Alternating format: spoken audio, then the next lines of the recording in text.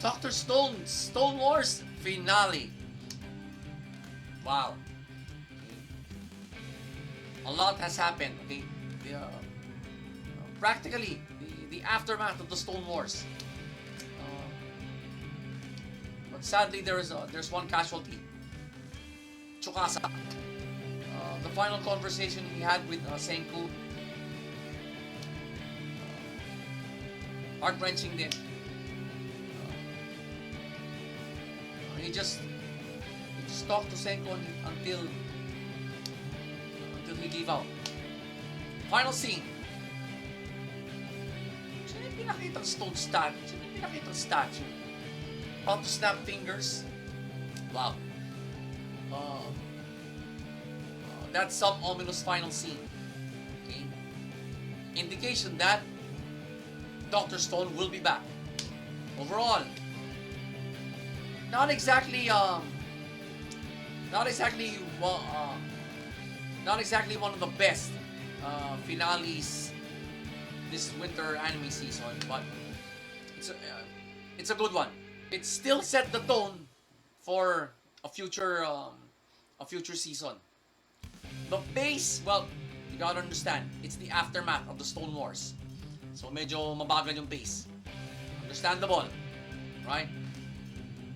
And well, and it's also a fact here that Senku is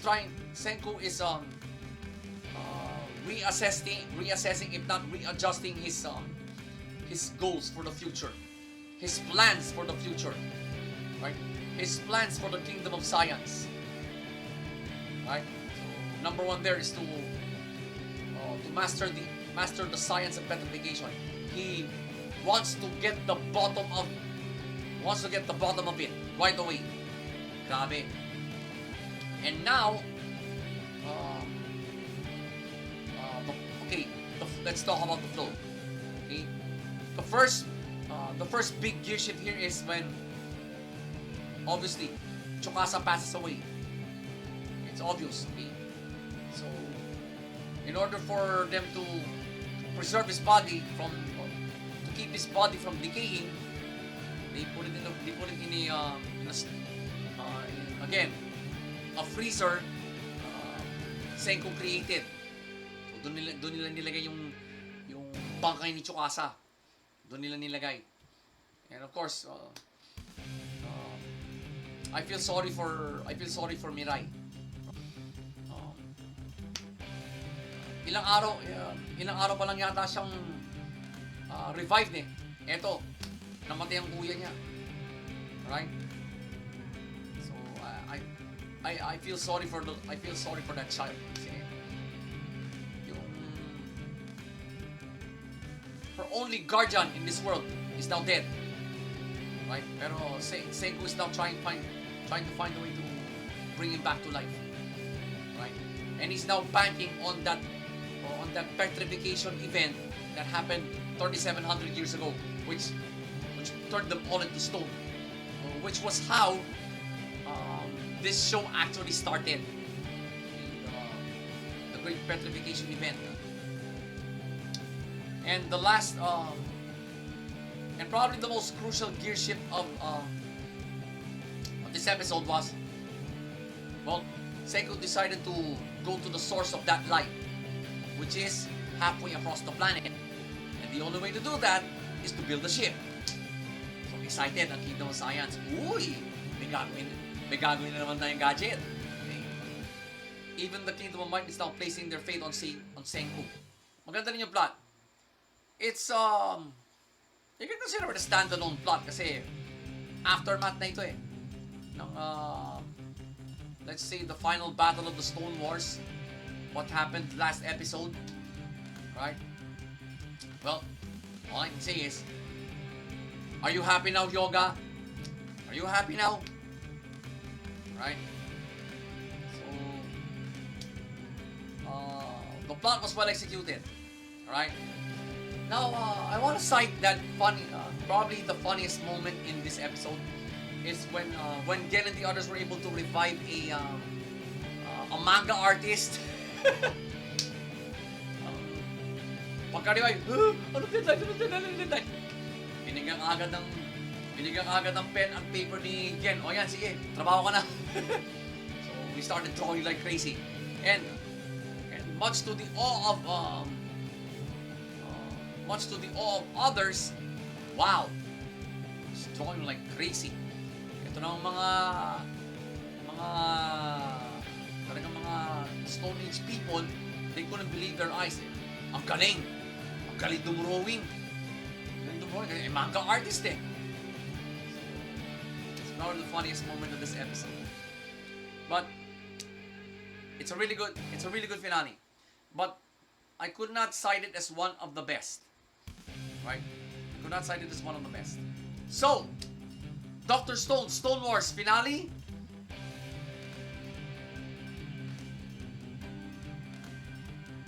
On the map lang. Bakit? Kasi bitin. Right? Bitin. Seiko could have given the audience an idea of how he's going to build this ship. Sapat na yung dami ng tao. Right? He has more than enough. He has actually has 2 tribes to help him out in making the ship. But how? I think they're far. No. They don't have a port. They don't have a port. Okay? They don't have a port big enough to hold this ship. And saan sila? Because in order for you to build that kind of a ship, you need a dry dock. You need a dry dock. So, gagawa ka muna ng dry dock para malaya ka makagawa ng kahit anong barko. You need a dry dock or something to that effect. What do I know? I'm no shipbuilder. I'm no marine engineer. But based on both common sense and science, I think Seiko should have given the audience an inkling of how he's going to go about this. Right? You need a big port to launch that ship, but before you could launch that ship, you need a dry dock on where to build it.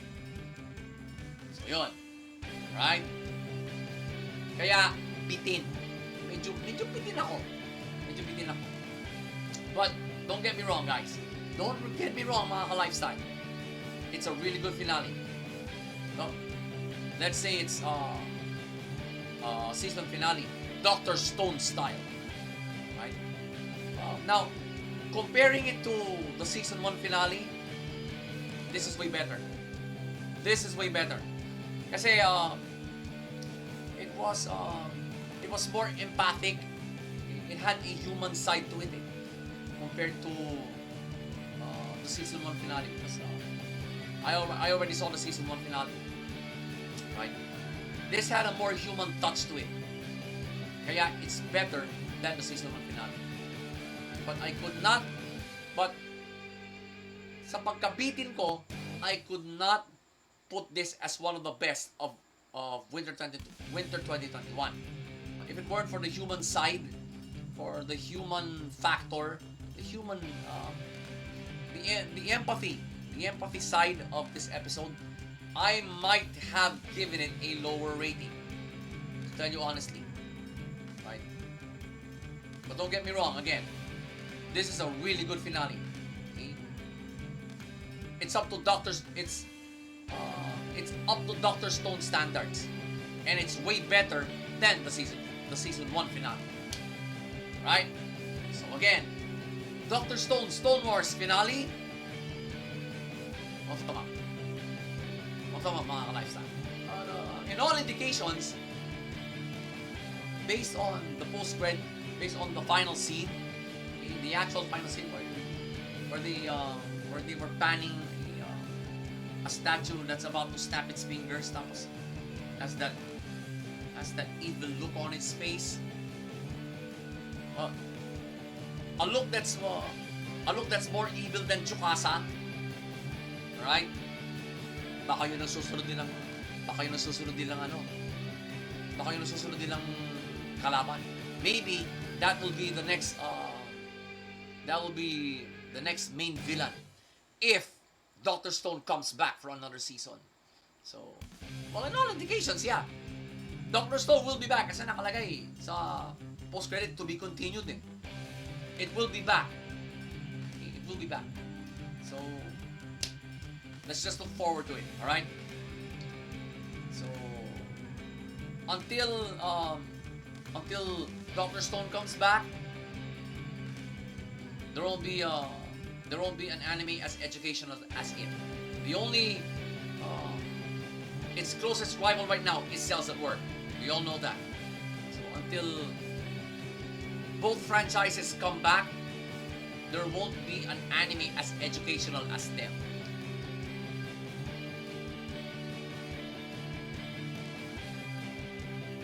Godzilla Singular Point Episode 1. You know,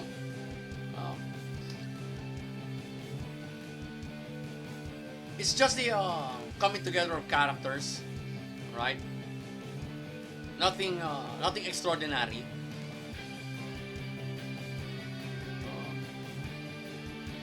But they all have a common interest.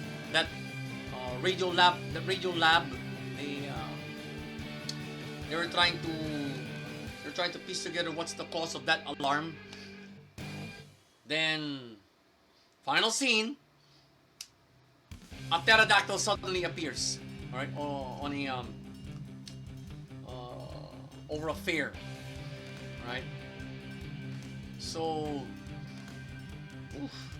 okay. Actually, that's not the final scene. Joke. The actual final scene was the post credit, right? The head of the radio lab and his his executive assistant, that's what he looks like, goes way underground, and that head shows his assistant what they're actually hiding. It looks like Godzilla's skeleton. Alright? Wow!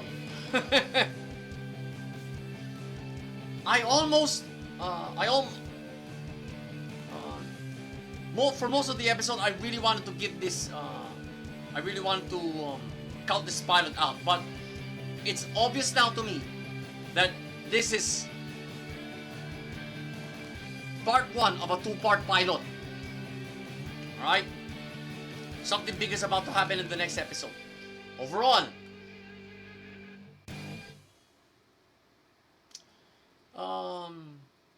it's a decent episode. Okay? It's a decent episode. It's a decent first episode. But I would not count this one as the pilot because it really looked to me that this is just part 1 of a 2-part pilot. Alright? The pace, if you're new to monster animes, this is hellishly slow. But for veteran anime fans like me, it's moderate. Okay? The pace was moderate because, well, usual pleasantries and attitude adjustments, alright? And the flow, well, there were no gear shifts in this episode until that pterodactyl showed up. An animal that is supposed to be extinct for millions of years suddenly flies in and scares the shit out of everybody. Oh, natural. Because everybody knows that this dinosaur has been extinct for millions of years, and suddenly one flies in. Suddenly one flies in into a mass gathering where there's lots of people. O, syempre, natakot ang mga tao, no? Di nag-stampede. Alright? Now that's a gear shift, okay? That's a gear shift. I was actually I almost dozed off at this episode, right? Until this happened. Now the plot I'm not so sure about the plot because it's, for me, it's a two-part pilot. So I could not say if it's well executed or what's it called this, or it's not. So it's up in the air, okay, as to the plot. But it's a decent episode. Okay? It is a decent episode. I could really feel it in my bones that this is just part 1 of the pilot. So, Godzilla Singular Point Episode 1.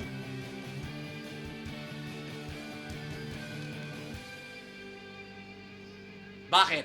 Kasi, you have to understand, it's an anime with the name Godzilla in its title. Godzilla Singular Point. Godzilla is a legend, okay? Not just in movies or TV, but even in anime. Godzilla is a legend, okay? He's not called the King of Monsters for nothing, okay? And I've seen a lot of Godzilla movies during my time. The most recent one is, of course, Godzilla King of the Monsters. Alright? Pero, this is a totally different take in the Godzilla storyline. We are actually starting this story with Godzilla probably already dead. Kasi pinakita kalansay sa final scene. Kalansay na ni Godzilla yun. It's obvious. Alright? You may not recognize the skull, but its spine, Godzilla has a bifurcated spine. Nakaganyan yan.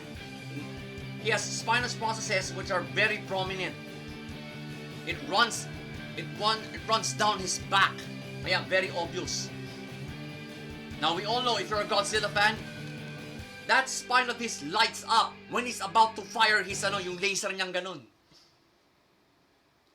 Or when he's exposed to extreme levels of radiation.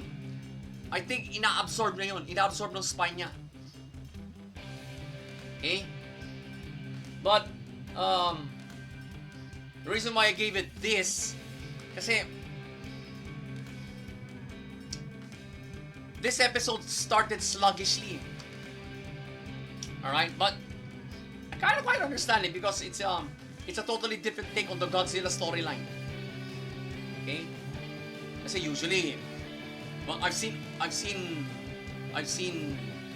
Godzilla movies all this time. Right? In my almost 48 years of existence, I've seen about 4, probably 5 Godzilla movies. Okay? It usually starts with a disaster. Yung parang lumindol, parang nagkaroon ng napakalaking pitak sa lupa in the middle of New York City. You seen that Godzilla movie, the one with Matthew Broderick? Yep, that's how it started.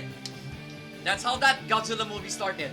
Pero ito, a simple, no, I don't know if Godzilla himself activated the alarm, pero medyo tahimik na start eh. I admit, I'm not used to it. Okay? But the one that gave me this was, the first 3/4, probably the first 2/3 of the episode. Alright? If the incidences happened during the before siguro during the first half of the episode, I might have even given it the 2 thumbs up, but it's a slow start. It's a slow start, but I can feel it in my bones that this is going to be a 2-part pilot, although it's only a 13-episode run. Alright? So, ganito muna. Sorry, Godzilla fans. Hey, I consider myself a Godzilla fan because I've seen a lot of Godzilla movies in my life. Right? I've seen a lot of them. So, Godzilla Singular Point Episode 1.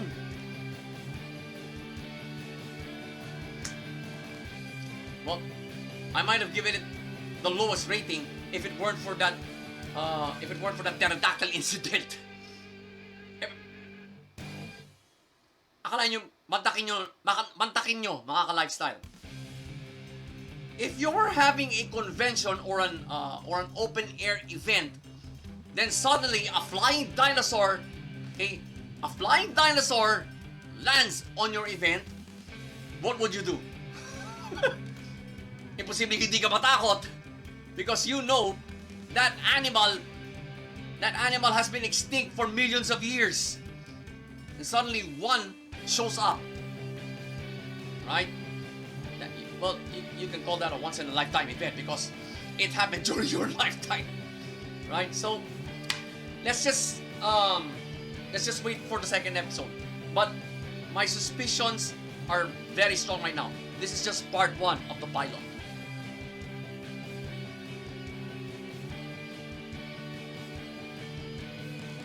The Promised Neverland second season finale. Makantik ng puso. Alright? Well, Emma gave Peter Radbury the chance, but what did he do? Slits his own throat. Grabe. Final scene. It would probably be years and several arcs later if you're reading the manga, because it looked that way. Okay, the final scene looked that way because it had a lot of Easter eggs, right? It had a lot of Easter eggs. So eventually, well, they got reunited with Phil and the others. Binatilyo na nga si Phil, and Emma's final words were, "We're home, everyone." All right. Wow. I gotta tell you guys, this is better than the season 1 finale. Because, well, why do I get the feeling that The Promised Neverland will never be back as a TV anime? Why do I get that feeling right now? Overall, like I told you, it's one of the best. Well, I haven't. It's one of the best finales this winter, right? One of the most heart-wrenching finales. Okay. Pace, well, the pace only picked up going into the final scene because they had to show what Emma and company have been doing after they sent Phil's group and Phil and Isabella's group over to the human world. Di na nga sila sumami. Si Emma, si Norman, si Ray, even Norman's group. Wala, di sila sumama. It was a tearful separation, especially for Phil and Emma. Okay? The flow, on the other hand, it had two crucial gear shifts. First, of course, Peter Radbury's suicide. Okay? I can't believe he committed suicide in front of those kids. Wow. Alright? All because of pride. He slits his own throat. Okay? Nilaslas niya yung sarili niyang leeg. Wow. Talk about pride. So, what's the other gear shift? Emma reveals the inner circle's secret plan to stay behind and make sure they could save as many other children as possible. Doon na nila dinisclose nung patawid na yung mga ibang bata and Isabella's group. So, doon na nila dinisclose. So, syempre, nagkaiyakan. Yeah, it's a heartfelt moment. Dito tagos dito tagos sa akin dito. Right? Whew. One of the best finales this winter 2021. Right? And pala, yung plot, shut up ako. coming from, of course, we can tell it's a two-part finale kasi carry over from the last episode. So, coming from a rescue attempt, all their lives are on the line. Then, part 2, this one, nagkapatawaran pa. Everybody forgave each other. Except Ratri. Okay, except Ratri. The plot was superb. Okay? For season finale? I don't think so. Okay? I'll explain it later. So, The Promised Neverland second season finale. Thumbs up. Thumbs up. Thumbs up. Well, what have I been trying to tell everybody? That I got this feeling that this isn't just a season finale. But simple. It felt, well, the final episode, it felt like a series finale. Okay? Well, I'm beginning to think that after watching this, I'm beginning to think that The Promised Neverland will never return, will never come back for another season. Mukhang tapos ang story eh. Well, for the anime that is. For the anime. Mukhang tapos ang storya. Right? Now I don't know what the Promised Neverland faithful would say about this finale, because I don't think anybody's word for it. The only word I take is mine. Alright? So I'm gonna feel around for the opinions of others who have already watched the finale. But for me, based on what I saw, based on what I just watched, alright? The Promised Neverland will never be back for another season. It's done. Okay? Because the way I see it, this is more like a series finale than a season finale. Alright? It felt more like a series finale. It felt more like The Promised Neverland is done. Anime wise, alright? I don't know if it's still running in the manga. If its manga is still ongoing, alright? But for me, although I feel sad, okay? I feel sad, but The Promised Neverland gave me a great experience when it comes to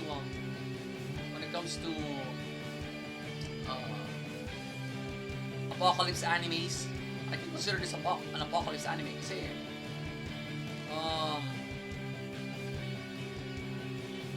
there was a war went on, then a truce came with this agreement that the demons can farm children just to eat them, and the humans won't do anything about it.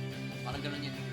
If it is confirmed, okay, if Cloverworks confirms it, or the author, that The Promised Neverland will never be back as an anime, will never be back as a TV anime, I'll accept it.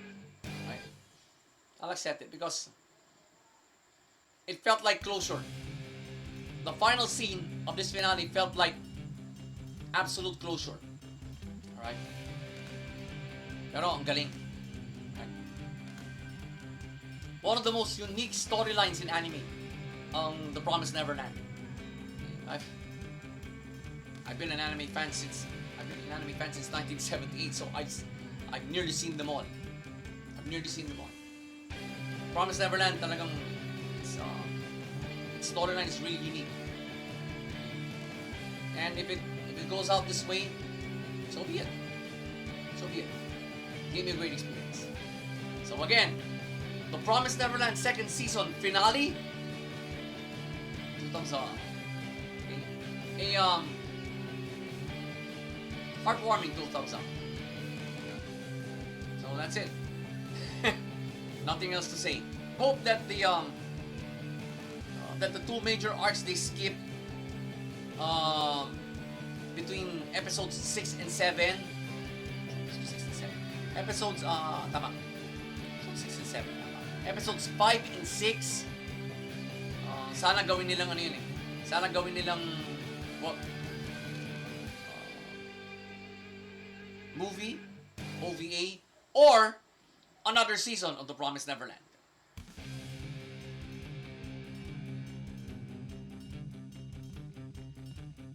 Jujutsu Kaisen finale. Wow! Grabe!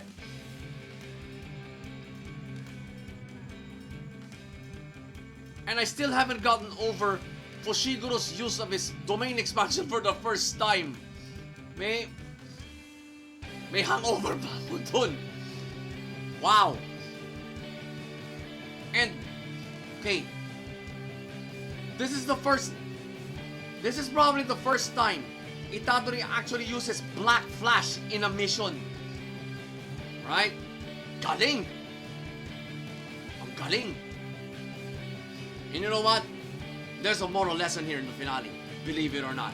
Well, just goes to show you that Itadori and Nobara's teamwork made the goal work. Alright? Kasi they're up against brothers that they thought were cursed spirits, but are actually Jujutsu sorcerers. Alright?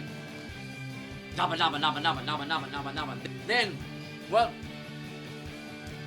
Itadori hits the one that looks like a blob. He hits that with Black Flash first.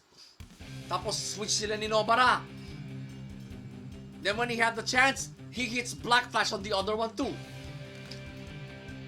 Eventually, napatay nila pareho. Final scene. Well, it's the aftermath of their mission. Nobara and Fushiguro had got into a secret agreement. Right? Mukhang nanghihinala na si naghihinala na si Fushiguro that Itadori won't be satisfied with just one finger. Even his own comrades are, well, they're starting to have trust issues. Right? They're starting to have trust issues over Itadori. Right? So, how will this factor now when Jujutsu Kaisen does come back? Right? Bakit naman natin lahat sa finale eh? We haven't seen the last of the Jujutsu Kaisen anime. Right? We haven't seen the last of this anime. So, more likely, in likelihood, it will come back for another season. Because from start to finish, it has been hype. Alright? So, last speeches ako. Overall, one of the best finales of Winter 2021. Hands down. Grabe. In typical Jujutsu Kaisen style. Wow. Yung pace, well, of course, the pace has been carried over from the last episode, so mabilis talaga. Laban. Alright? But it's quite understandable because, hey, Itadori and Nobara were in the fight of their lives. Right? Hindi basta-basta itong dalawang to that they thought were cursed spirits. Hindi pala kapwa nila Jujutsu sorcerer. Pero ano to, mga first grade sorcerers to. Right? Mga first grade to. The flow, ganda ng mga gear shift. The gear shifts were well placed. Okay? The gear shifts were well placed. First one, na-figure out na ni Nobara kung paano talunin. So medyo nagets din ni Itadori. Right? The second gear shift came when Itadori activates his Black Flash. Uses his Black Flash for the first time in a mission. It was against the Blood Moon. Then, of course, against the good-looking one with an ugly-looking back. All right. Of course, the final the third gear shift came, ayun nga. When you use black flash naman on that guy. So, 2 black flashes in one night. Grabe. Grabe si Itadori rito. And did you, well, another gear shift that I noticed, okay, at the beginning of the episode, may super speed pala si Itadori. Grabe. Litik yung momentum na inipon niya just to run that fast, just to get away from the from that Jujutsu's curse technique. Grabe yun. Grabe. And of course, the final gear shift came when probably the final gear shift came when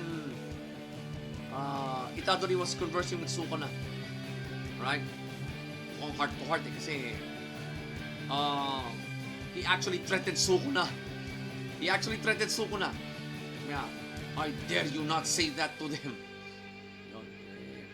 Binalaan na niya si Sukuna. Okay? Only Itadori has the balls to talk to Sukuna like that. Right? This is one of the best finales of Winter 2021. I just couldn't review this episode properly. Right? I am flabbergasted by this episode. So, Jujutsu Kaisen finale.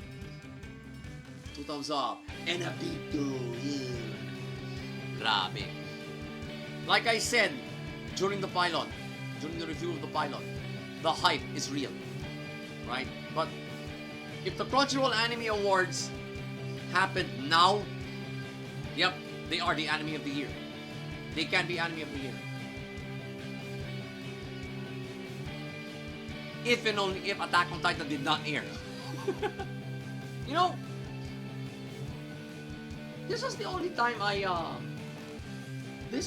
episode I actually deep dived. And then, this is only the second episode I actually deep dive. I have the deep dive, okay, on Jujutsu Kaisen. Okay? This was the only episode of theirs. This is only the second episode of theirs that I actually deep dive.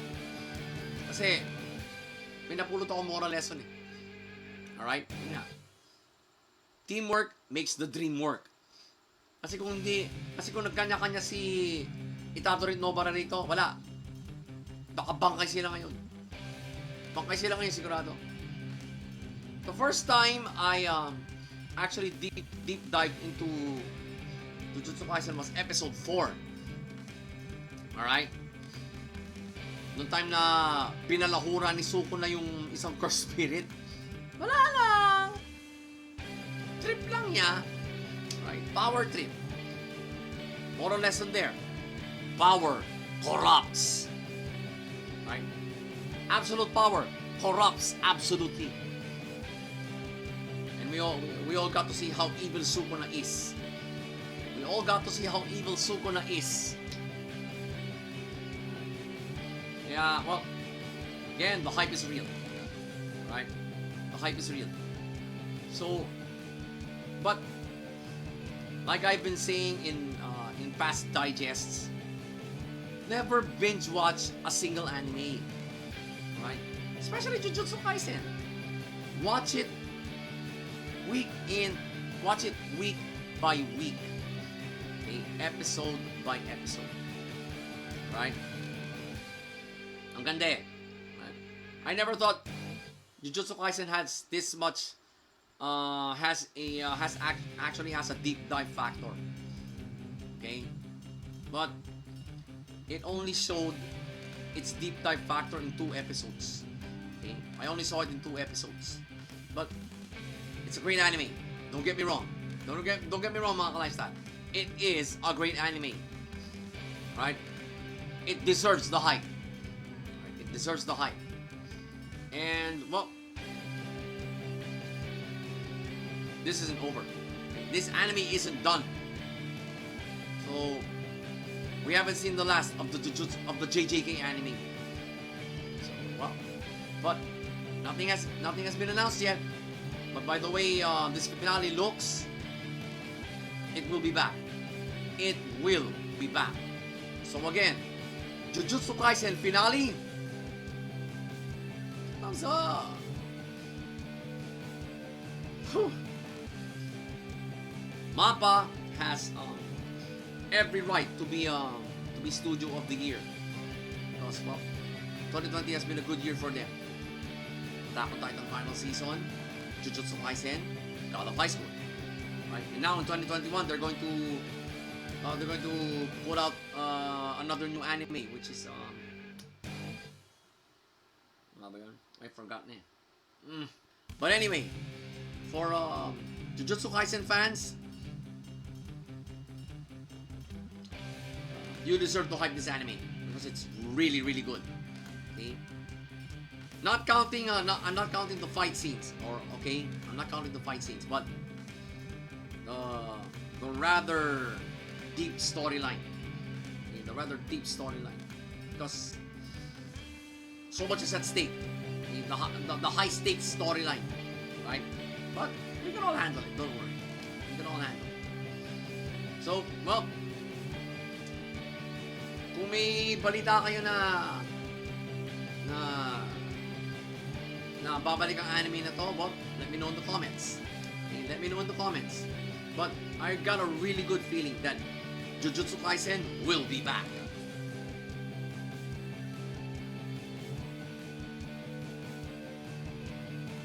King's Raid finale.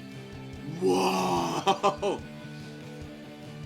Let's face it, heroes always find a way.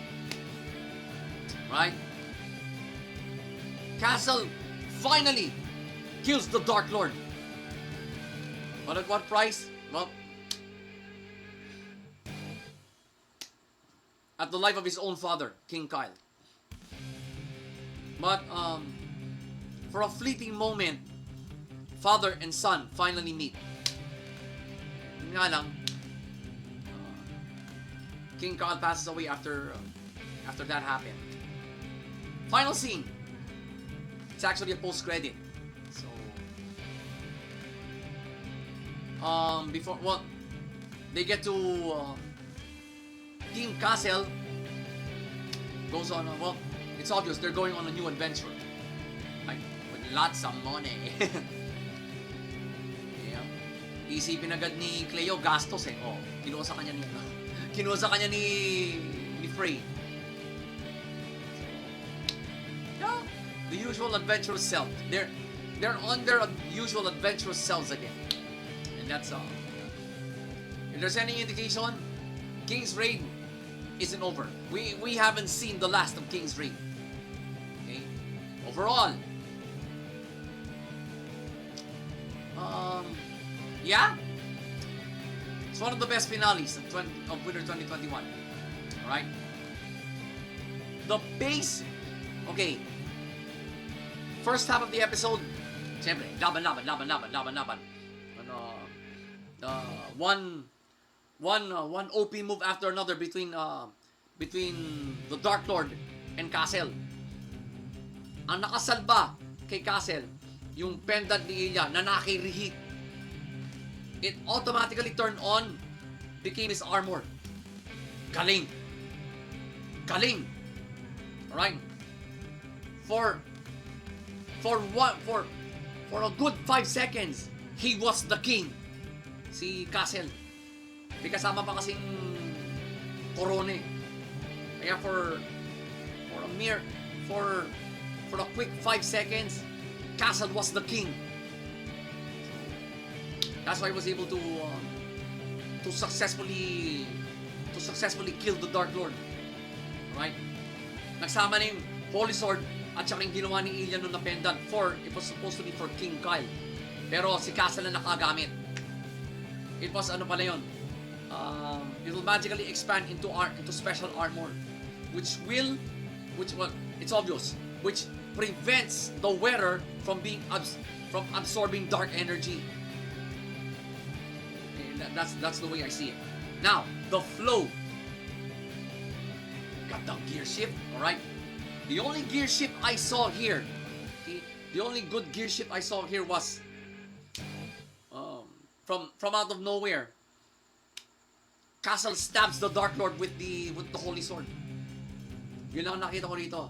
The rest, no gear shift na. Talagang tuloy-tuloy yung laban. Then, the final gear shift came when Castle and Reheat finally meet. Yung formal na, when they formally meet. Right? So, and then, Reheat formally gives the pendant to Castle. Sabi niya, you're going to need this. Yeah, I say, if that doesn't make an alliance to you, I don't know what is. Okay, the plot, of course, carry over from the last episode. I tell you guys, this was a 2-part finale, right? Ganda. And the way it ended, we haven't seen the last of King's Raid. We haven't seen the last of this anime, right? It's one of the best finales of Winter 2021, at least. So, King's Raid finale. 2 thumbs up. I'm gonna expound on my rating. Kasi these two factions of good coming together in episode 25, okay, part 1 of the finale. Excuse me. So as I was saying, these two factions of good coming together at the World 3, it's also a proverbial coming together of advocacies of personal goals. Then here in the actual finale, Reheat realizes that he should set his personal vendetta aside and help Castle beat this Dark Lord. Right? I am saluting him right now for actually taking a bullet for Castle. Taking a bullet or a dark beam for that matter. Reheat just kicked Castle aside and took the hit for him. Right there and then. Right there and then. Everybody on the side of good in this battle now have a common goal. Kill the Dark Lord. And of course help Castle achieve that. Kasi, well, he's the heir to the Holy Sword. He's the only one who can use it. And he's the only one who can kill the Dark Lord. Okay, so everybody gave the assist. Okay, everybody gave the assist in their own little way. That's why Castle was able to subdue the Dark Lord. Galing. Now I know why Sunrise Beyond made it this kind of a storyline. They presented different approaches to taking out evil. Right? Well, whether you like it or not, King's Raid has that deep dive factor. Right? And I just realized it now. Not just a plain medieval fantasy anime storyline, but the animators and possibly the author, possibly the creator, presented two possible ways to destroying evil here.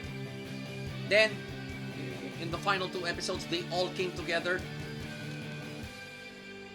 They didn't exactly sort out. They didn't have so many differences, right? Because they only had one thing in. Coming into the 2-part finale, they only had one thing in mind. Okay? Defeat the Dark Lord. Because if they accomplish that, all the demons, all the demonic attacks will stop. And it did. So, ganda. Okay? Overall, as an anime, King's Raid is really good. Okay? Despite it, don't don't get too caught up on episode 24 when I gave it the 1 thumb down. Alright? I'm discounting that now. Case Raid is a really good anime. Right? The storyline is well thought of. Okay? The storyline was well thought of. And to think, this is based on a computer game. This is based on a PC game. Then up to now, I don't think anybody streams this on Twitch right now. King's Raid. But it is a really good anime. It is a really good anime. So again, King's Raid finale. 2 thumbs up. 2 thumbs up, mga ka-lifestyle. Well, like I said before, we haven't seen the last of King's Raid. And the final post-credit scene is rather shouting volumes of that. Right? So, well, if it does come back for a new season, we'll be ready.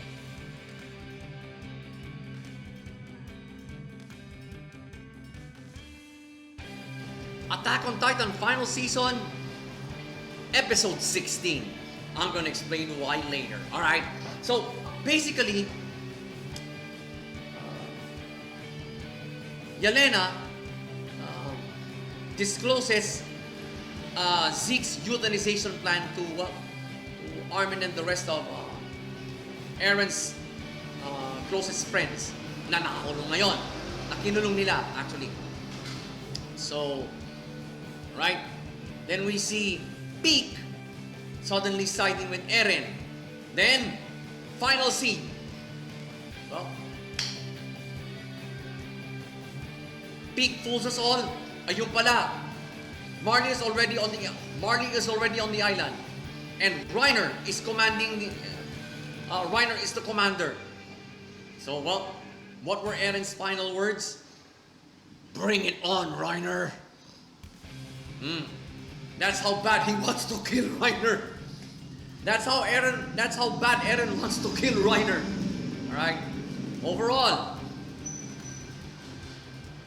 one of the best mid-season episodes I have ever watched. Alright? One of the best. Hands down. Akala ko nga finale, but it's obvious it's not. Obviously it's not.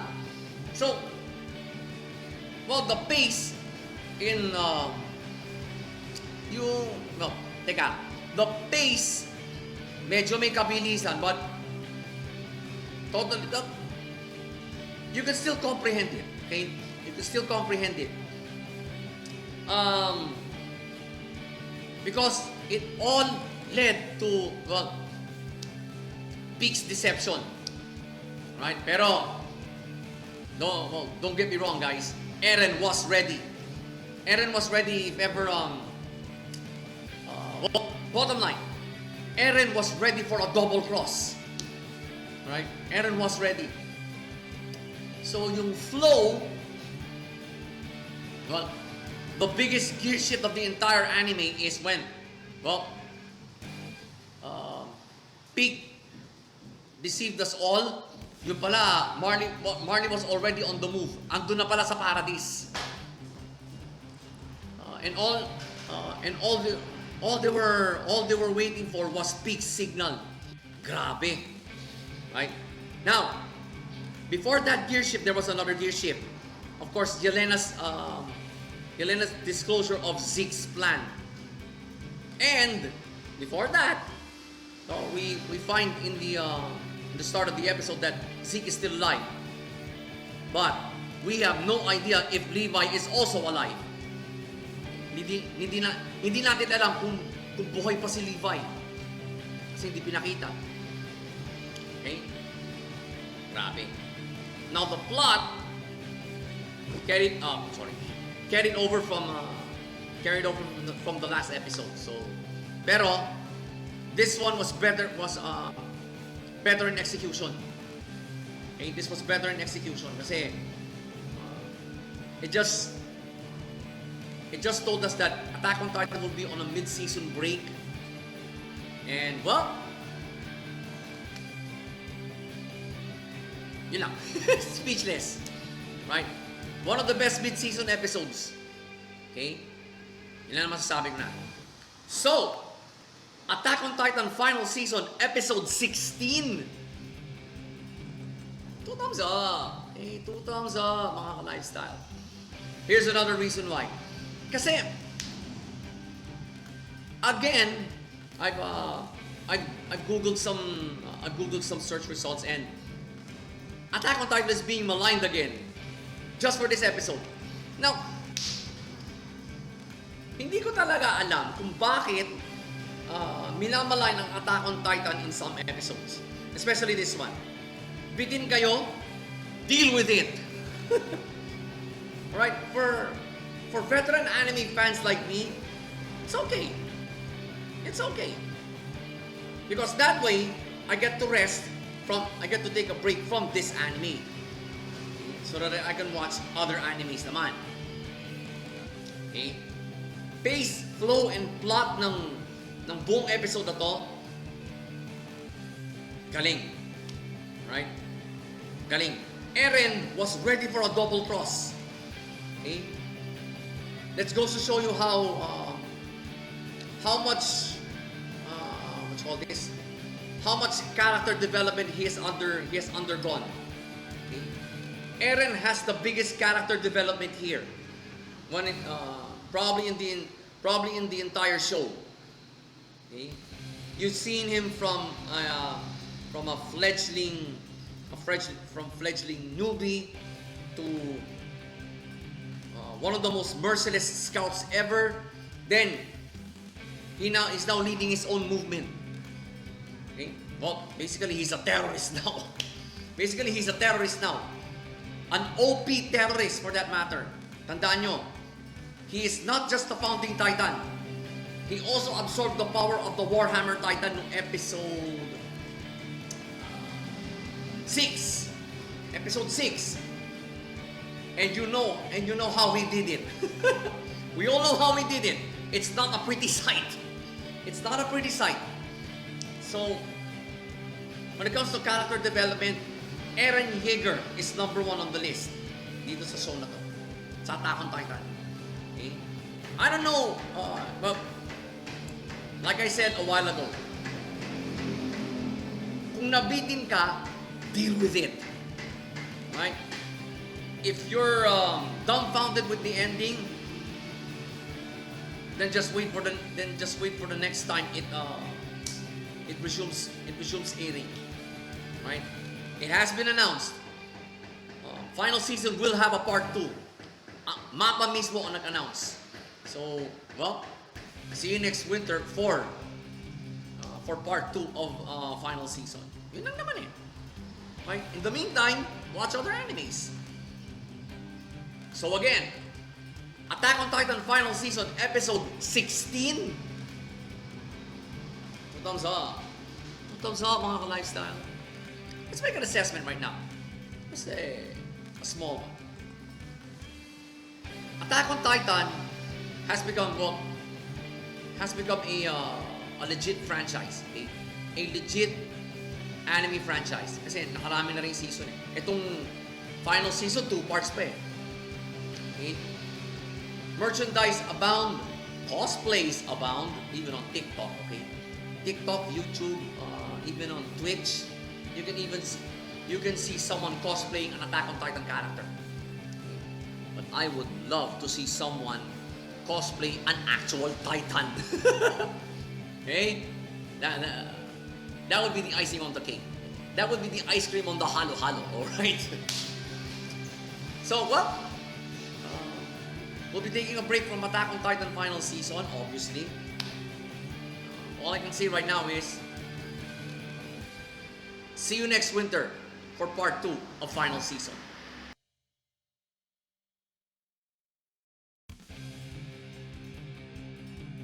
X-Arm Finale.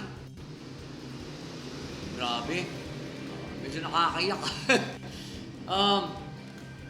Well, all I can say is, Akira, Yug, and Alma made the ultimate sacrifice. It seems that Beta's demise did something to the other AIs. Kumaga, well, let's just put it this way. Beta was so corrupt, right? He was a disease. Okay? Despite being thrown into a black hole by Akira, he left remnants of himself in various AIs, devices.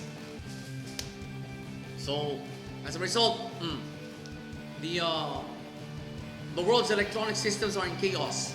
Final scene. Yun nga.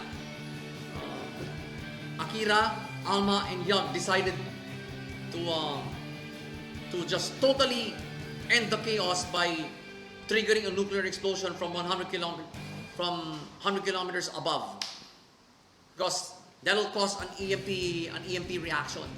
So all the world's electronic systems will go dead. Okay?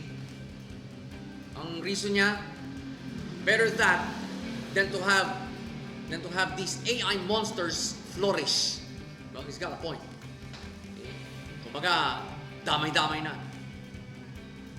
And well, in the aftermath, why is number 00, yung mata niya parang ganun, yung maliit yung version, yung maliit yung body, why is it still functioning? Alright? Why is it still functioning? But anyway, it's a rather sad ending to X-Arm. But I think we haven't seen the last of this anime. Overall, one of the best finales this winter. One of the best finales. Yung pace niya is medyo slowed down because, well, they are trying to figure out how to stop this chaos. How to stop the chaos that was caused by Beta's demise. Right? No, it's justifiably slow. Kasi nagkukumahog sila na nakahanapan ng solusyon to eh. Akira decided to go for the most extreme solution. Yun nga.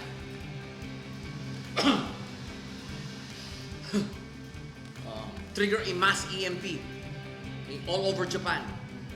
Kasi ang ginawa niya muna, confine all the attacks to just Japan. Okay? So, mas focus ngayon yung neutralization niya. Mas focus ngayon yung neutralization nila. So, the pace, yeah, justifiably slow. Okay lang. Yung flow, I saw only one gear shift here. Yun nga, when they decided to go with the plan na combine lahat ng AI nila, yan, AIs of Akira, si Yug, tsaka si Alma, para lang matrigger yung mass EMP na to. Right? And it was rather tough to watch that gear shift, that particular gear shift. No, it's the only gear shift in this finale, right? It's the only gear shift in this finale, and we also found out that their chief is already dead. So yung nakita natin post-credit, the actual final scene. So, namatay siya dun. Namatay siya. And yeah, that's the only gear shift I saw. The plot, well, of course, carried over from the last episode. Kasi dun nag-trigger yun eh, sa post-credit scene. And wow, it was beautifully executed. Okay? It was a rather sad ending, but it was done in good taste. Okay? It was done in good taste. So, yeah, one of the best finales this winter 2021, the finale of X-Arm. But anyway, so X-Arm finale. thumbs up. 2 thumbs up. Bakit? Kasi, I'm a sucker for sad ending finales, okay? I'm a sucker for finales with sad endings.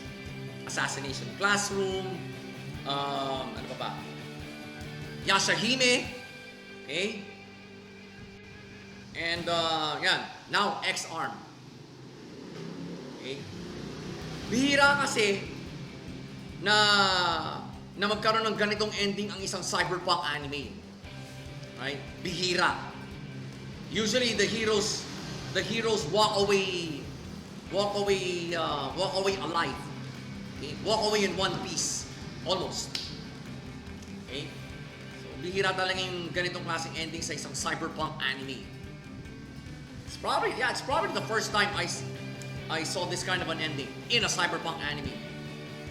Usually, you would expect these kinds of endings in fantasy, in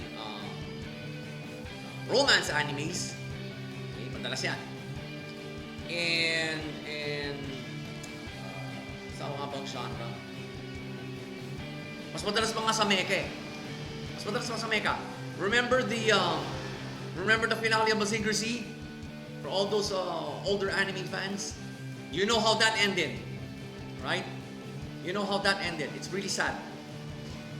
Mas madalas pa nga sa mecha kaysa cyberpunk. So, the finale of X-Arm was quite novel. Okay? It's quite new to me kasi we weren't sure if Akira was actually alive. Was actually came out in still came out in one piece. Medyo confusing kasi yung post-credit. Right? It was rather confusing. But that's okay. That's okay. In all indications, the post-credit might be an indication that X-Arm will be back. Right? Now, we're not sure if Akira is coming back. Kasi pinakita lang naman yung drone form niya. Hindi naman siya nagsalita. Hindi naman niya kinausap si Minami. Right? Anyone, siguro pina-refurbish lang niya yun just to be a simple drone na kasama lang niya. We're not sure. We're not sure. So, in all indications, the post-credit gives us an inkling that X-Arm may be back for another season. But if that happens, ayusin nila yung animation for uniformity's sake. Right? For uniformity's sake. So again, X-Arm finale. 2 thumbs up. Thumbs up, mga lifestyle. Well, until the news comes out that X-Arm will be back for another season, we'll just have to wait. But right now, it's a great cyberpunk anime. But for me, it's not one of the best. Okay? It's not one of the best. It's not in league with. It's not yet in league with Psycho Pass or even Akodama Drive. Okay, those are the more recent ones. So. I think the only way for them to prove that is to come back with a new season. Yun lang.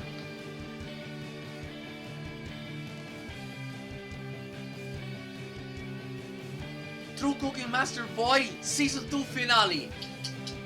Wow. Tae si Caillou. He even tried to stop Caillou from escaping with the rest of the legendary utensils, but he failed. Wow. Okay. Final scene. He gets reunited with Lien and Shielu, and they have a nice dinner together. They all have a nice dinner together. During the start of the episode, tinimbrihan na siya ni Yakan. Yakan told him to go to Beijing because that is where Caillou is going to get the final legendary utensil. Yun pa naman ang i-award ng Emperor sa mananalo sa tournament. Okay? Mao doesn't know that the Emperor has declared such a tournament. Okay? He has no knowledge of it yet. And Yakan has already warned him of the 6th Tiger Star.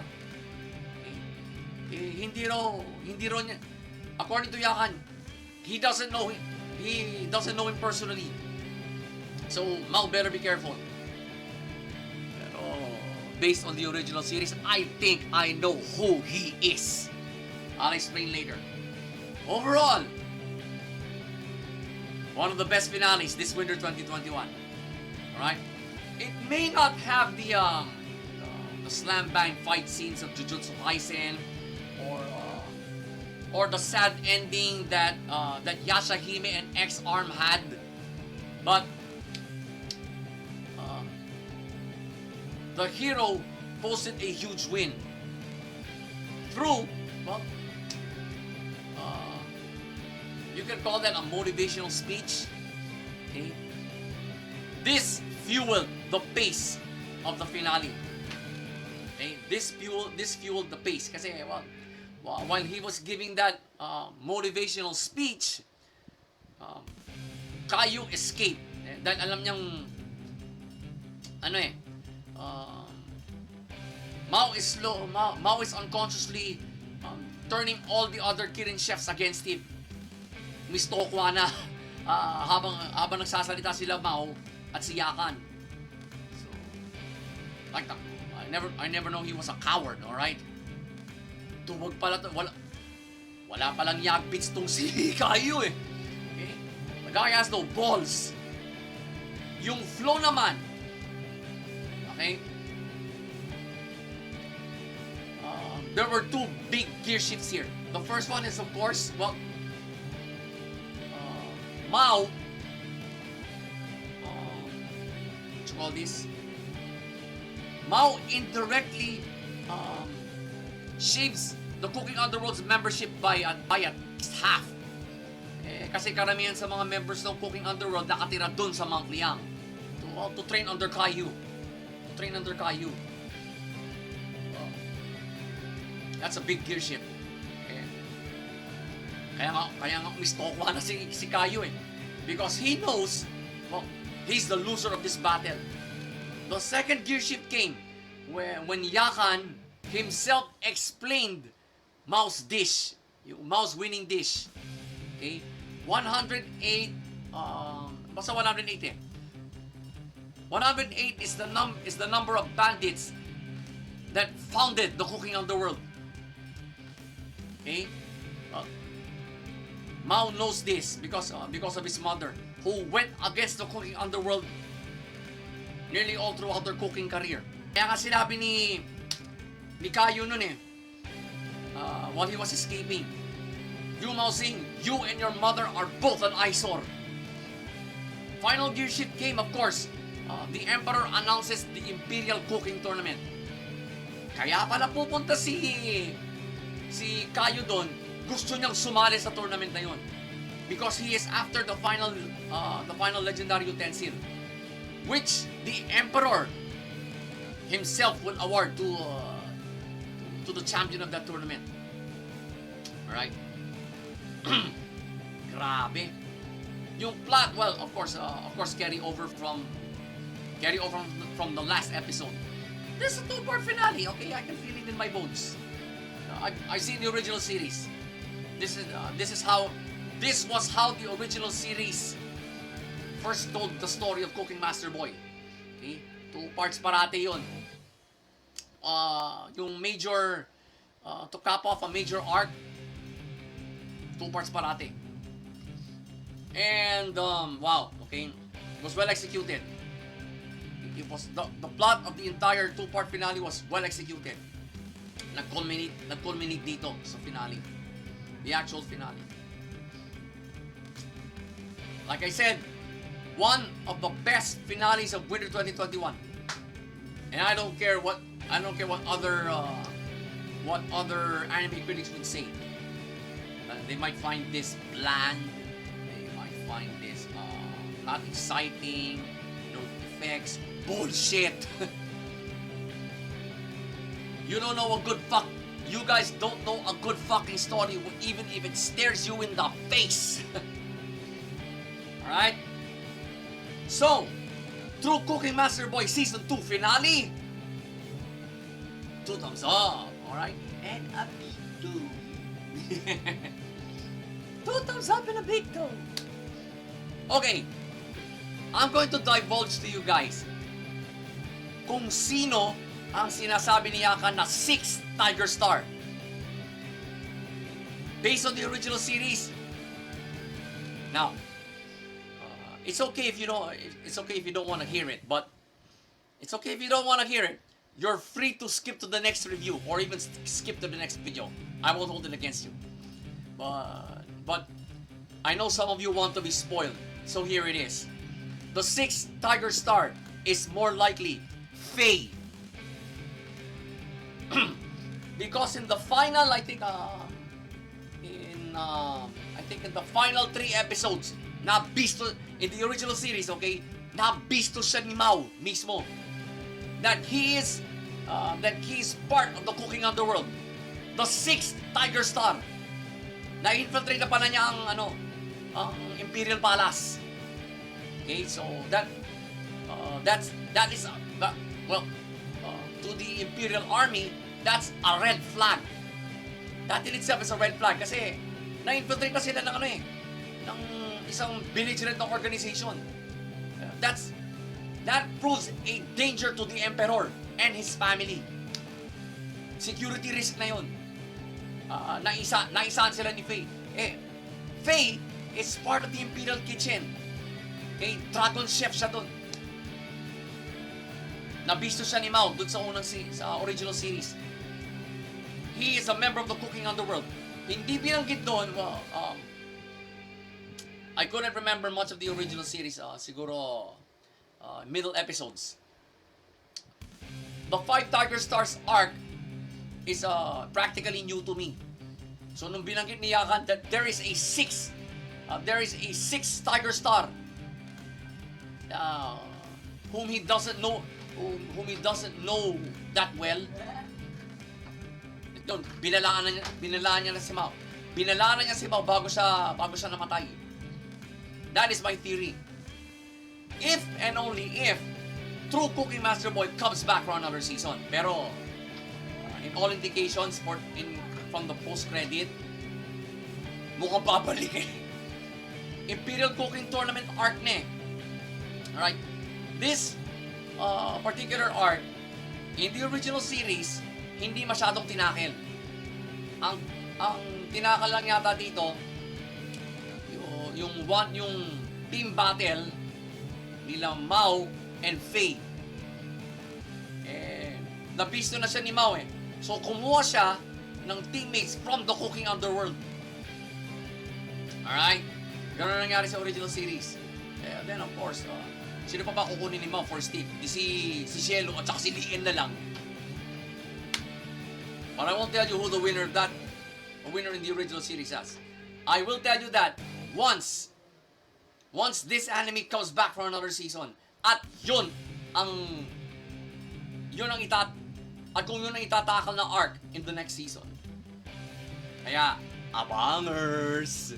So again, True Cooking Master Boy Season 2 finale, 2 thumbs up.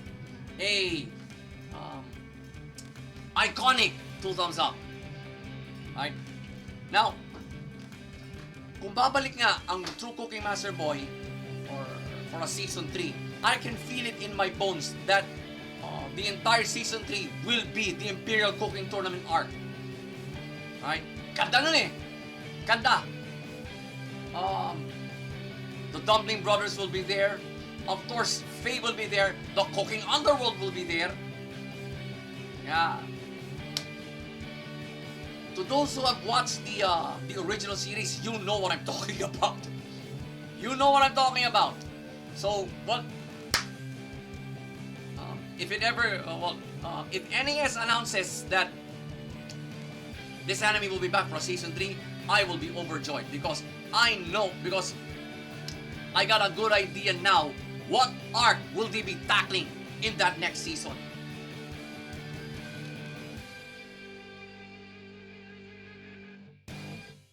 The 7 Deadly Sins Dragon's Judgment Episode 11. Wow! Alright. Kaya ako napawaw sa episode na to because, well, number one, it was really tough to watch. Alright? We all thought that it's Meliodas. But the way he's talking, it's the Demon King actually. Final scene. Well, Meliodas and Ban were fighting the Demon King with a two-pronged attack. Okay? And the Demon King was winning the mental attack being thrown at him by Meliodas. So, ayun eh. Napapatulog na niya. Then, all of a sudden, yung consciousness ng ibang deadly scenes nandun. Okay? They're trying to cheer him up. They're trying to egg him on. Okay? Doon nagtapos ang episode. It's a beautiful episode. Right? It's a very beautiful episode. Overall, like I said, it's a very beautiful episode. Okay? And, yung pace, well, medyo fast kasi sinagupa nilang Demon King eh. Di ba? Tapos ang huling umatake, si Ban. In the time of Nick Nash eh. Flow. Okay. The first gear shift here was, well, it's not, well, the Demon King declaring that he is the Demon King. Okay? Ginagamit lang niya yung body ni Meliodas because he needs a physical body. Right? He wants a younger body to stay as Demon King. That's obvious. Second gear shift. Ban comes to the rescue. Went toe-to-toe with the Demon King and through Meliodas' help, yun, medyo natatalo na nga niya eh. Punch for punch. Then the final gear shift came. Ayun, inside that body's mind, the other deadly scenes are egging Meliodas' consciousness on. Talagang ginising siya. Ginising siya talaga. Wow. The plot, well done. Okay. Talagang I was held in suspense, alright? I was held in suspense. At saka, yung, but the Demon King slowly beating Ban. Tapos, natatalo na rin niya si Meliodas mentally. It was tough to watch. Okay? I tell you, it was tough to watch. It was really tough to watch. So, yeah. Which makes the plot, it was beautifully done. Okay? Ganda ng plot. Grabe. Punta na to the rescue yung mga ibang deadly scenes, ano? It's a really good episode. Okay? Although tough to watch, it's still a really good episode. So, the 7 Deadly Sins, Dragon's Judgment, episode 11. 2 thumbs up. But, there's another scene here that I want to cite. Okay. The show's comic relief, si Hawk, ayan na, humirit na naman siya. He was actually pissing the Demon King off. Ayun. Pinagbigyan siya ng Demon King. Muntik na siyang gawing sisig. If it weren't for Ban. Muntik na siyang gawing sisig. Okay? I wonder how Hawk tastes as sisig. Ano? Okay? At saka ano eh, nahalata nila na hindi si Meliodas ito eh. Because the way he was talking to them. Meliodas never calls Hawk mythical creature. Alright?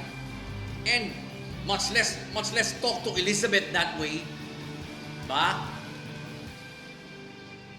Doon nila nakalata na hindi si Meliodas to. Hindi si Meliodas ito. It's the Demon King himself. Ginagamit lang yung katawan ni Meliodas. So, well, we can therefore conclude that the one who came out of that cocoon was not Meliodas, but the Demon King himself. Ginawa niyang portal yung cocoon. Kasi nauna rin niya lahat ng commandments eh. So, which facilitated his entry into the real world using Meliodas' body. New body. Baga. So, gotta deep dive into the Seven Deadly Sins because it's which makes it a wonderful anime, alright? Right? I gotta admit, I'm a fan of the Seven Deadly Sins. Kaya, kasi may deep dive factor nga itong anime na to. That's why I love it. That's why I love it. You can form your own conspiracy theories with this anime. Okay? Pero yun ang theory ko. Okay? Yun ang palagay ko. That's why the Demon King is now out in the human world using Meliodas' body. Now he's thrashing the Seven Deadly Sins with it. And they're doing any which way they can just to take back Meliodas. Okay? So again, the Seven Deadly Sins Dragon's Judgment episode 11. 2 thumbs up! Can't wait for the next episode. Akala ko hindi na nagpahinga muna Seven Deadly Sins eh. I almost did not review this episode this week. Akala ko kasi nag-break ang anime na to. So, well, next episode, the title of the next episode has been teasered. So, let's just watch it next week, alright? Title lang naman eh. Wala tayong magagawa.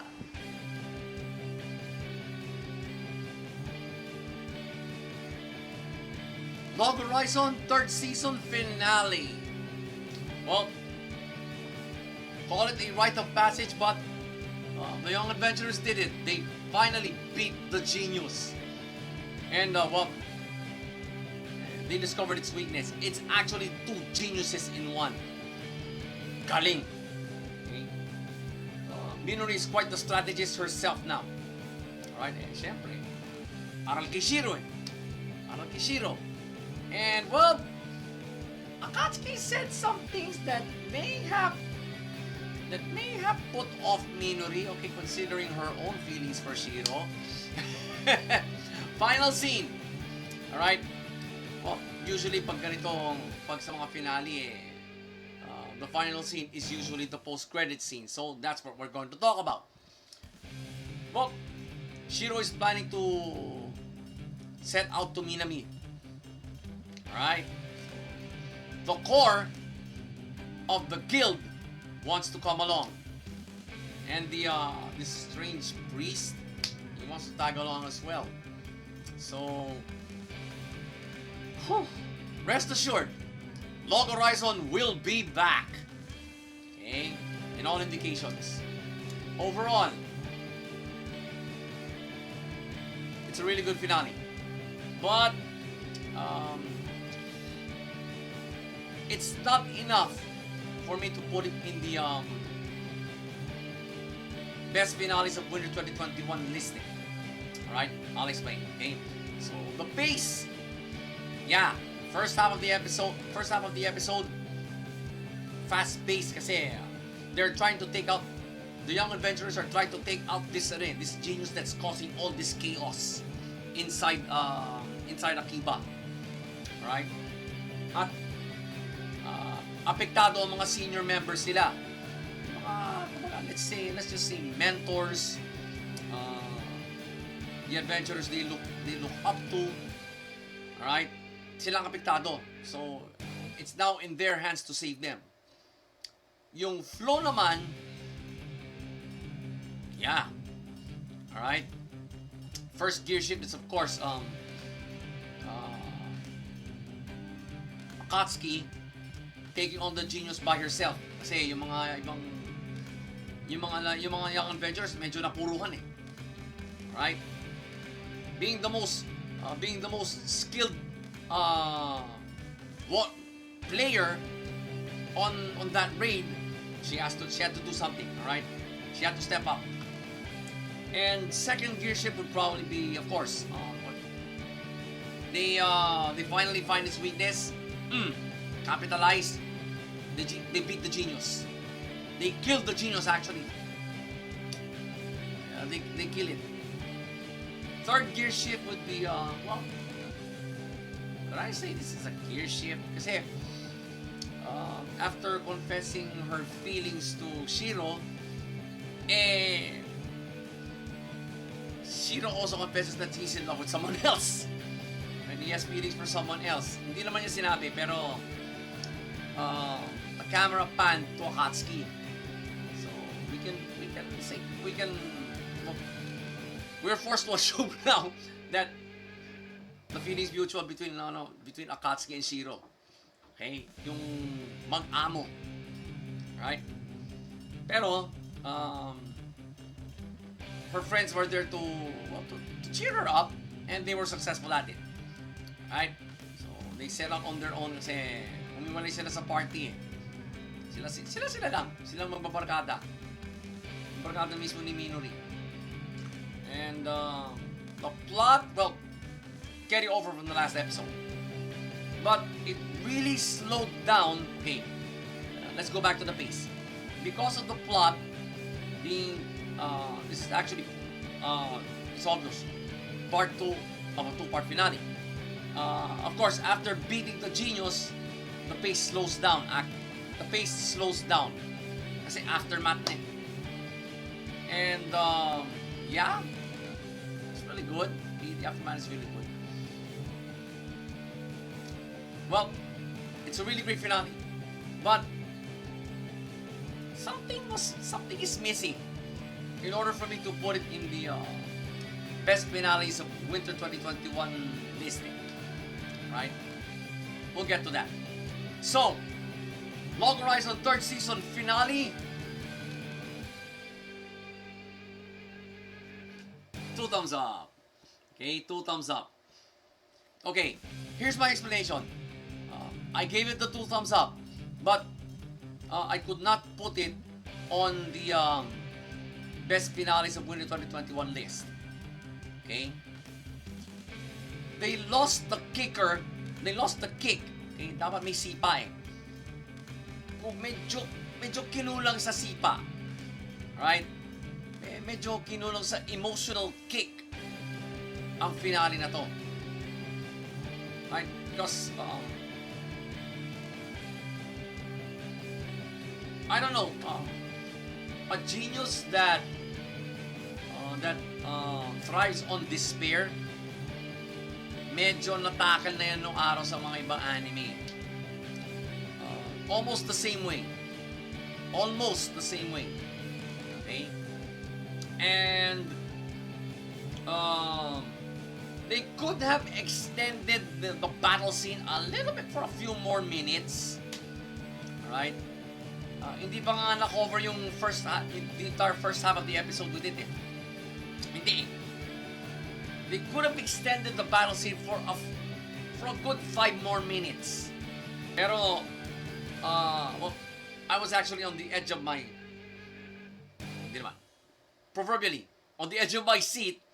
Then I suddenly realized, oh, tapos na? Nagkaganon bigla eh. Alright? But, don't get me wrong mga ka-lifestyle, okay? It deserves the 2 thumbs up, right? This is vintage Log Horizon. Okay? Vintage Log Horizon to, ang finale. Kaya, it still deserves the 2 thumbs up. But, putting it in the best Winter 2021 finales list, I hate to say it, but nope. I just can't. So again, Log Horizon 3rd season finale, 2 thumbs up. Okay? So, well, like in the post-credit scene, which is the final scene, we got a good idea now that, well, we now have a really good hint, a really strong hint that Log Horizon will be back. Right? I can't wait for that. Even if it takes years again. Kasi yung gap between seasons 2 and 3 medyo matagal. Okay? We waited 7 years for that. Okay? Ang season 2, 2014, we all know that. Tapos biglang, then 2021, season 3. 7 taon ang hinintay natin. If we waited 7 years for another season of Log Horizon, we can do it again. Okay? I can do it again. Whatever it takes. Okay? Because, hey, Log Horizon is one of the best isekai animes out there. It deserves another season. Because, I don't know kung tapos na ang mga ganito. Right? Ay, hindi ko alam kung tapos na ang manga ganito eh. But I think Destruction of the Round Table is... Hindi ako sure. Mga volume 9, volume 7 or 8 ng manga. Right? So, there's a lot to tackle when it comes to Log Horizon. So, even if it takes another 7 years, hey, I'm more than willing to wait.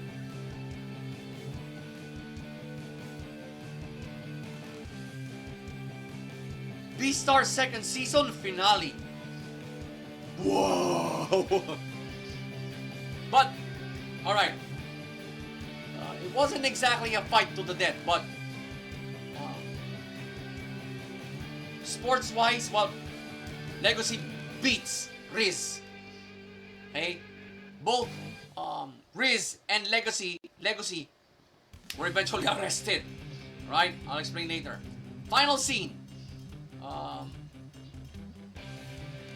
Let's say they're an official couple na. Legacy and Haru, well, they talk about things, and Legacy plans to quit school. Kasi parang nalilimitahan siya sa sa school. Or there's more to, well, he has to see the entire world, right? Yes. There's more to life than just that. Na-realize niyo. Okay. And, well, overall, it's a great finale, but I couldn't say it's one of the best. Okay? Unfortunately, pace, right? Went from pag-ganon eh, slow, fast. It's because of the psychological nature of Beastars. Okay, it's tolerable. But the flow, right? I've seen a lot of gear shifts. Okay, big gear shifts. First one was, well, the one who fired the gun was Louis. So Ibuki is dead. And then, he was about to fire the gun. So, yun pala si Free. Sinundan pala sila. Siya ang nakabaril kay, si Free pala ang nakabaril kay Ibuki. And, well, Free allows Legacy to lead the Leo group. And the Dark Market. And, well, second gear shift. Well, in his desire to help Legacy win his fight against Riz, Louis has him eat his leg and his foot, the foot that has a Dark Market number on it, number 4. Yun ang pinakain. Yun ang ipinalaban niya kay Legacy. And all of a sudden, Legacy looks like a monster now, right? But he didn't actually kill Riz here. He just delivers a debilitating blow, right? He showed mercy. He showed mercy with Riz. And of course, the final gear shift came when both of them were arrested for devouring. Okay, alam natin lahat. Devouring is a serious crime in the world of Beastars. No exception yun. Pero, si Legacy ang nakalaya because of the testimonies of the people around him. Yan, sila Pina, Louis, of course. I'm thinking Louis also gave his testimony. So yung mga close associates niya. Talagang ang nakakulong ngayon si Riz. So he is answering for his crimes now. He ate a whole organism. Okay? Siya talaga dapat makulong dito. And plot-wise,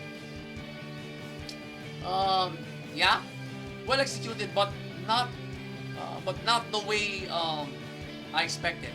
I expected Legacy and Riz to kill each other here. Lalo kung nakakain na uli ng karne si Legacy. Okay? And it happened to be Louis' leg. Alright? Grabe. Right, so, just goes to show you just goes to show you how good an anime Beastars is. Now, I don't know why people are underappreciating it these days. No anime in 2021, at least, can be as psychological as Beastars. Ang ganda eh. It's a really cool anime. It's been a favorite of mine since 2019. But, regards to the season 2 finale, it's not what I expected. Probably, Studio Orange figured that maybe we should let the law decide. So that's what happened. Palagay ko ang nagtimbre sa pulis si Pina. Si Pina ang nagtimbre sa pulis. That's why they were able to arrest both Riz and Legacy. Yan na siguro natuntunan yung dalawa. It's a really good finale, but sadly I couldn't put it right there as one of the best of Winter 2021. But don't get me wrong, mga ka-lifestyle, Beastars is still a great anime. Right? So, Beastars second season finale, matama. Okay? Matama. Now, let's talk about the final scene. Okay? Nag-uusap yung mag-BF, si Legacy at si Haru. And, in my humble opinion, I don't see Beastars getting another season. Based on the final scene, or what's happened after police cars came rolling along to the fight scene, right?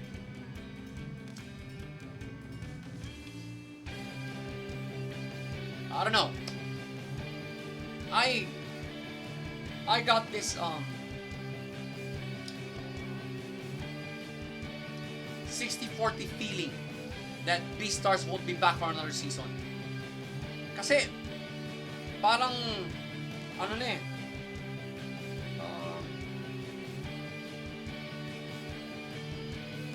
well, number one, my number one reason is Legacy plans to quit school. Alright? So, tatlo na silang out of school youth ngayon. Si Legacy, si Louie, and of course Riz, who is in jail right now. Okay? Saan nakakulungin eh. Number two, next academic year in Beastars, isa-segregate na ang mga carnivore at herbivore. Okay? It was sinabi yon nung episode, I think episode 7 or 8. It was announced there in either one of those episodes that the carnivores and the herbivores will be segregated next academic year to avoid these kinds of incidences now. To avoid these kinds of incidences again. Para hindi naman ulit. Basically, para hindi naman ulit. So, I don't think that will complicate the storyline even more. I don't think that it will make the storyline even better. Kasi wala nang ano eh. That's the complication of the storyline itself. Kasi, kumbaga, tawag doon? Interspecies style of education ang ini-impart sa Beastars eh. And now, they announced that next school year, segregated na ang mga herbivores sa carnivores. Right? So, how are you going to create another season of Beastars based on that? And there's no certainty that Legacy will be back in that school. So, he'll be missing out on his barkada. He'll be missing out on Haru. Alright? He'll be missing out on Haru. So, yeah. Those are my premises on why I think that Beastars won't be back for another season. But if it is confirmed that Beastars is done, it's okay. It's been a great 2 seasons, okay? So, Studio Orange, whether or not you bring Beastars back for another season, I salute you guys for delivering another great season of this great anime. Right? Wow. I tell you guys, I tell you mga ka-lifestyle, no anime in 2021 at least can be more psychological, can be as psychological at least as Beastars.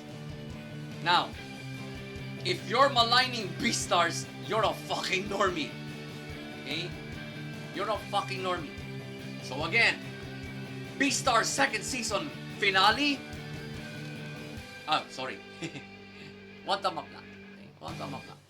Kasi, like I said a while ago, I could not put this I could not put this up there on the Winter 2021 Best Finales listing.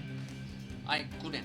I just couldn't. Kasi medyo hindi ko in-expect yung twist na huhulihin lang si Riz at huhulihin din si Legacy. I didn't expect that. Probably I got too high expectations that are too high, but I don't know. So yeah, again, whether or not Studio Orange brings Beastars back for another season, I salute them for delivering us this great anime.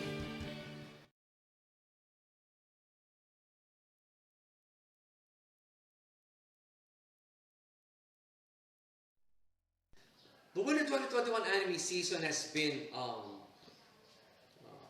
my busiest review season yet. Right? We prioritized returning animes this season simply because of one thing: the pandemic. Most of them have been delayed because of this pandemic. Parang tinambakan lahat sa Winter 2021. But we also reviewed 2 brand new animes this season: X-Arm and High Rise Invasion. We're drawing near to our 1-year anniversary, which will be in May of this year. So, kumaga, I've been doing this thing since May 2020. Okay? So, tatama sa Spring 2021. What do you need to expect from me this coming spring? Well, since there will only be probably a few returning animes, and we'll only have 2 holdovers from previous seasons, including this one, the rest will be brand new. So we're going to be a little more objective again, because it's the spring anime season, and most of the animes we are going to review in that season are brand new. So yeah, we are going to be as objective as ever, right? We won't be subjecting ourselves to the hype again. Well, we usually do that. And we're going to have fun again, right? So, mga ka-lifestyle and to my Twitch audience, thank you for basically putting up with my reviews and of course having fun with me while I'm doing them. Live, that is. So, well, all I can say now is thank you, Winter 2021, for giving us a really solid review lineup, right? And I personally am looking forward to Spring 2021. So, to you mga ka-lifestyle and to my Twitch audience, see you in spring.